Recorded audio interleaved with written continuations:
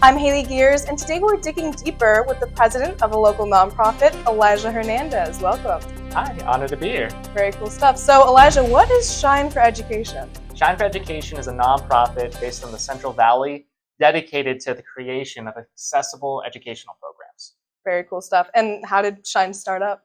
So my background actually goes all the way back to high school, creating educational workshops for students in the Central Valley. I started off with robotics and then eventually teamed up with some of my fellow classmates, including Haley Gears. I was there. Over at Buchanan High, and eventually it evolved into a fully formed 501c3.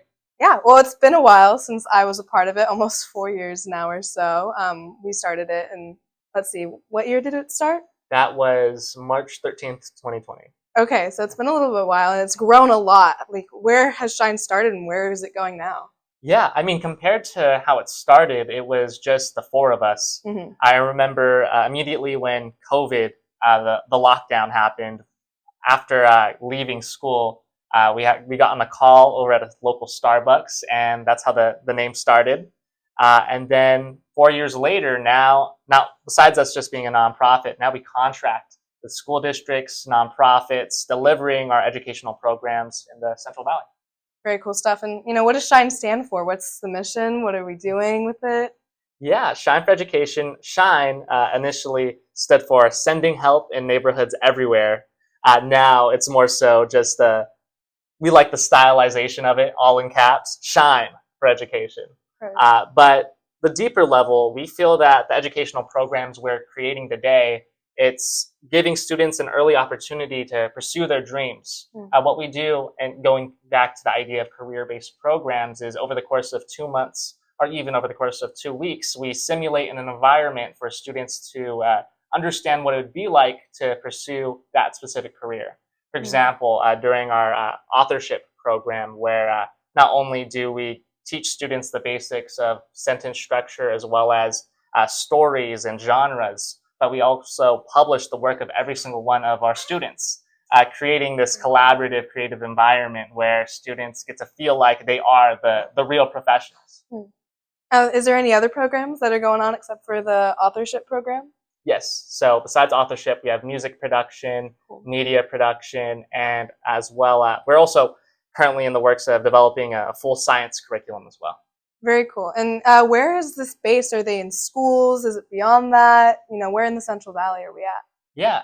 Initially, we started just doing our programs in schools. I remember back when we were still working together, we were doing virtual programs, working with... A different world. Exactly. Yeah. But now, besides even just going to elementary schools, middle schools, or high schools, we've even taught at daycares, foster homes, housing authorities, understanding that the need for this type of programming, especially in light of COVID, is necessary everywhere.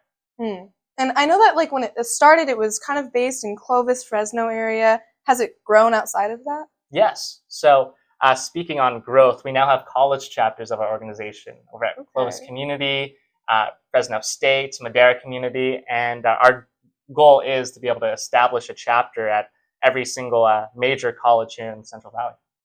And what are college students doing differently? I mean, that's kind of a big gap between daycares and colleges, Yeah. So a part of what we fundraise for as an organization is to allocate funds to each of these chapters to act as their own independent version of Shine for Education, where we have fellow educators that are still in school together create new curriculum to be able to, once again, going back to how we started as high schoolers, utilizing these resources to further educational programs in Central Valley. Very cool. And, if kids want to get involved with this, how can they learn more about it? Yeah, you can actually find us at www.shineforoeducation.org. The 4 is a number 4, not FOR. On the website, you'll be able to find not only class registrations, contact information if you are in education administration and would like us to come to a variety of your school sites, but also if you would like to sign up as a volunteer as well. And do you have any upcoming events that are going on or anything cool? Right now, we are actually in the works of developing a new academic submission program surrounding creative writing. So keep on the lookout for that on not just our website, but our social medias as well, Shine #4 Education.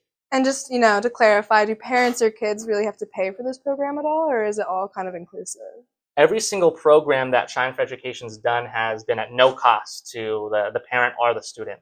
I remember back when we were still doing the daycares, we would just, well, it was a long story short, but I ran into this lady who was in desperate need for programming over in Southwest Fresno. As you're familiar, there's a lot of literary rates that are dropping post-COVID. So she just asked me, hey, I have $20 for you to do this program at the daycare. Is there anything you can do? And we ended up turning that into about a 2-month program. We're really cool. Centering on literacy. That's so cool. And then do you have like an Instagram handle or anything, you know, ways that people can just stay connected? Yeah, Shine4 Education. Okay. If you'd like to also check up on any personal developments as well, I have my own where I updates also for our meetings as well, elijah.benet. All right, cool. Well, thank you so much for joining us, Elijah. It was really great to have you here. Thanks for having me. Awesome. Well, this is Haley Gears, MyTV 53, News at 8:30. Hello, I'm Austin Reed. Thank you for watching this latest YouTube video. If you haven't done so yet, make sure you subscribe to the MyTV 53 YouTube channel. And be sure to watch the Valley's only primetime news at 8, weeknights from 8 to 9 p.m., only on MyTV 53. You can also catch us anytime on the local B TV app.